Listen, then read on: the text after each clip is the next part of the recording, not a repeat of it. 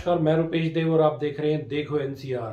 अपने तीखे और तेज तर्रार भाषणों से हमेशा सुर्खियों में रहने वाले तेलंगाना से भाजपा विधायक टी राजा ने एक बार फिर ऐसा बयान दिया है कि वो सुर्खियों में आ गए हैं।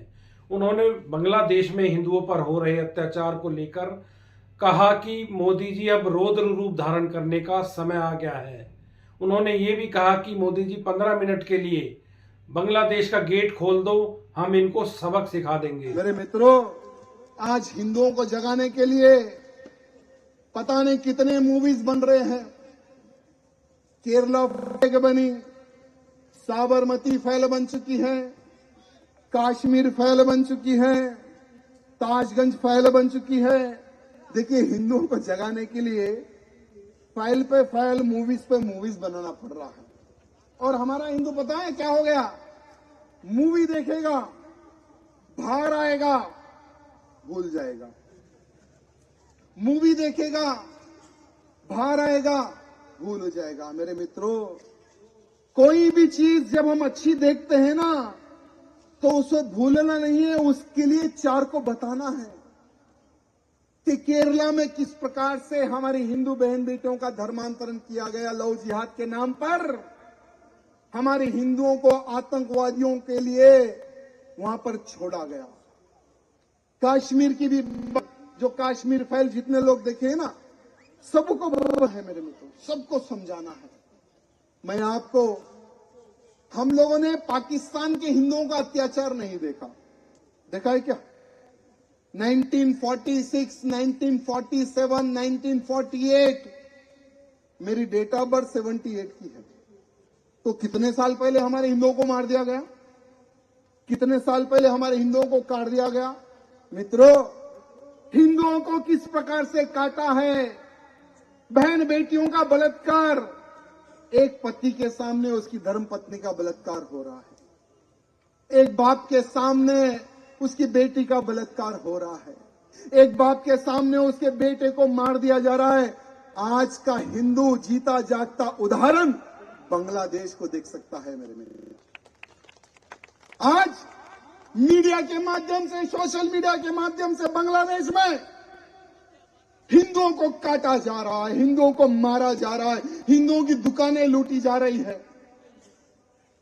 किस प्रकार से वहां का हिंदू डर रहा है कि कोई तो हमें बचाए, कोई तो हमें यहां से निकाले।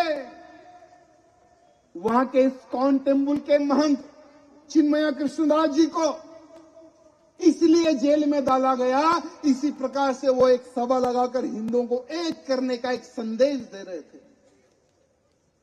वो इस्कॉन मंदिर के महंत को जेल में डाला दिया गया। वो इस्कॉन मंदिर के महंत के लिए जब एक मुसलमान वकालत के लिए एडवोकेट जो खड़ा होता है, उसका मर्डर किया जाता है। उसके बाद में एक हिंदू एडवोकेट खड़ा होता है, तो कोर्ट के बाहर उस हिंदू एडवोकेट के ऊपर जानलेवा हमला किया जाता है। आज भी वो हिंदू एडवोकेट सीरियस कंडीशन में है मेरे मित्रों। जब चिन्मया कृष्णदास जी की पेशी होती है ना, हियरिंग, जब कोर्ट को लाया गया तो उनके समर्थन में एक भी एडवोकेट नहीं खड़ा था।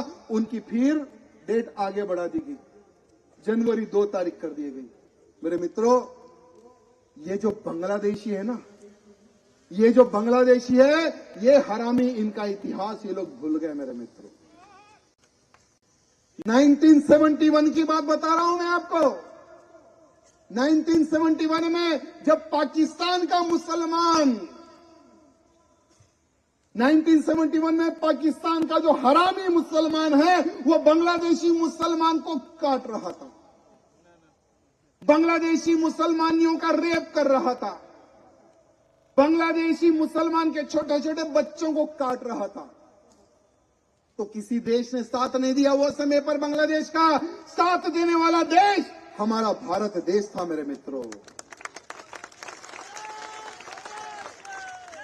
बांग्लादेश में भारत की वीर सेना ने घुसकर, पाकिस्तान में भारत की वीर सेना घुसकर पाकिस्तान से बांग्लादेश को अलग करने का काम हमारी वीर सेना ने किया मेरे मित्रों। और 90,000 पाकिस्तानी सेनाओं के सर भारत की सेना के कदमों में झुकाने वाली वीर सेना वो समय पर मेरे मित्रों जो बांग्लादेश को अलग करने के लिए काम किया था। ये जो लांडे हैं ना, इनका जो खून है ना मेरे मित्रों, लोग ये सोचते हैं कि ये बांग्लादेशी मुसलमान है, ये पाकिस्तानी मुसलमान है, ये फलाना उस कंट्री का मुसलमान है। खून में कोई चेंजेस नहीं है मेरे मित्रों। इनके जो खून में है ना, ये गद्दारी भरी हुई है, चाहे वो किसी भी कंट्री का मुसलमान क्यों ना हो।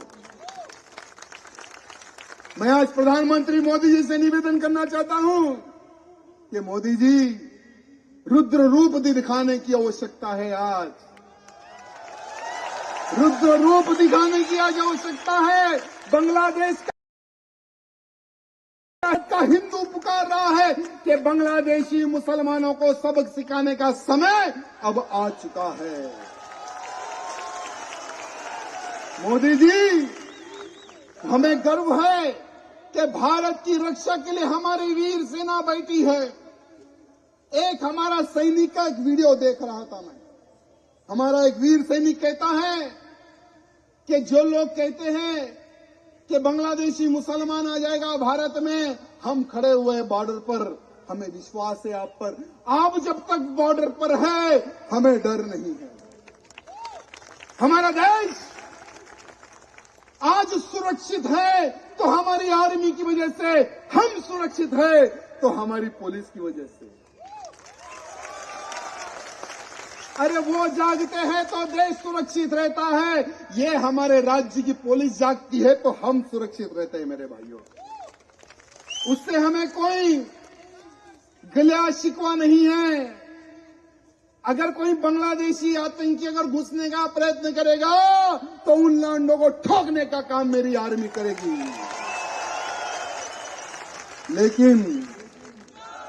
लेकिन जो बांग्लादेशी की नाजायज औलाद जो भारत में छुपी बैठी है, इनका क्या करे। बंगाल की जो मुख्यमंत्री ममता बनर्जी वो एक स्टेटमेंट देती है कि बांग्लादेश में शांति सेना भेजी जाए, तो बांग्लादेश के हरामी कहते हैं इसको ममता बनर्जी को कि काट के रख देंगे। बांग्लादेशी मुसलमान कहता है कि बंगाल में 1 करोड़ बांग्लादेशी है, तुझे काट के रख देंगे। ये बिल्कुल सत्य है मेरे मित्रों।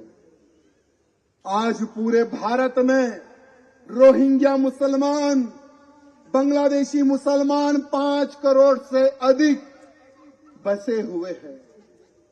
हम मोदी जी से निवेदन करते हैं कि मोदी जी, आपको 2 काम करना है। एनआरसी लागू करो और ये हरामी 5 करोड़ को उनके देश लात मार के भगाओ।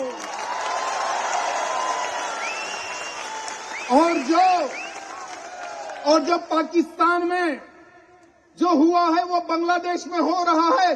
बांग्लादेश के हिंदुओं की रक्षा के लिए आज का बजरंगी तैयार है। मोदी जी 15 मिनट गेट खोल दो, बांग्लादेशियों का काम तमाम कर देंगे। अरे 15 मिनट का समय दे दो, जो भारत में घुसा हुआ आतंकी उनका काम तमाम कर देंगे। जो बंगाल में बैठा हुआ बांग्लादेशी 15 मिनट पुलिस हटा दो, एक एक का सर काट कर भारत मां के चरणों में लगा देंगे। मोदी जी जो कहते थे 15 मिनट पुलिस हटा दो, अरे आज का हिंदू एक हिंदू 100 को काटे, ऐसा आज का हिंदू तैयार हो चुका है, ऐसा बजरंगी तैयार हो चुका है मेरे मित्रों। अरे वो समय गया जब एक गाल पर थप्पड़ मारे तो दूसरा गाल देने का समय गया। आज का हिंदू छत्रपति शिवाजी महाराज का मावला है। आज का हिंदू छत्रपति शिवाजी का मौला है। अफजल खान का सीना चीरकर हम भगवा लहरा सकते हैं और आज के इन अफजल खान की नाजायज औलादों का भी सीना चीरने का जिगर आज का हिंदू रखता है। ये आज का हिंदू है। अरे इतिहास गवाह है, जो हिंदुओं से टकराएगा हाल उसका बुरा होगा। जो हिंदुओं से टकराएगा हाल उसका बुरा होगा। मोदी जी से हाथ जोड़कर निवेदन है कि आज के बांग्लादेशी को अगर हम सबक सिखाएंगे तो उसकी नाजायज औलादों को भी आज सबक मिल जाएगा कि हिंदुओं से टकराने का अंजाम बांग्लादेश में क्या हुआ है और भारत में क्या होगा। मेरे मित्र, मैं एक स्टेटमेंट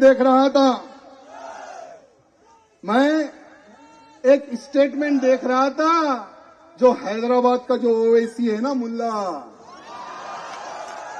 वो कहता है हमारे योगी जी ने कहा है कि इन बांग्लादेशियों के डीएनए में जिन्ना का खून है। तो ये जिन्ना को तकलीफ हो गई, ओवैसी जिन्ना को तकलीफ हो गई है। ओवैसी जिन्ना कहता है कि बांग्लादेशी मुसलमान से भारत के मुसलमान को क्या लेना देना। तो मैं वो ओवैसी से पूछना चाहता हूं, अरे बैरिस्टेट, डुप्लीकेट बैरिस्टेट, जब पार्लियामेंट में शपथ ग्रहण चल रहा था तो फलस्तीन जिंदाबाद क्यों बोला बे? अम्मी के दूसरे अब्बा फलस्तीन में रहते क्या?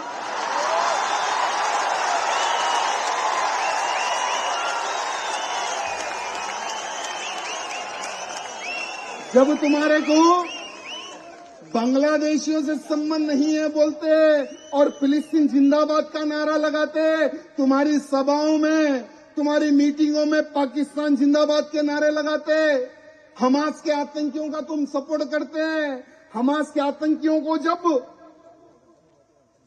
ठोका जाता है तो तुम छाती पीट पीट कर रोते हो। अरे आज मुसलमानों का सबसे बड़ा कोई दुश्मन है तो ये बड़ा बुलडॉग और ये छोटा बुलडॉग, कोई बाहर वाला नहीं है इनका दुश्मन। ये भड़काने वाले हैं, ये भड़काते हैं और ये चूहे बिल से बाहर निकल जाते हैं।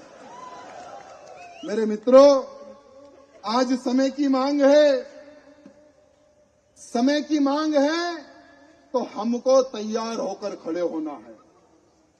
हम लोग कहते थे मेरे मित्रों कि अयोध्या में भव्य राम मंदिर बन के रहेगा। हमने बाबर का ढांचा जब गिरा था, मैं समझता हूं यहां से बहुत से लोग जो नौजवान हैं उनको पता नहीं है, लेकिन जो मेरे पीछे बैठे हुए ना अधिकारीगण, इन्होंने देखा है बाबर के ढांचे को गिरते हुए।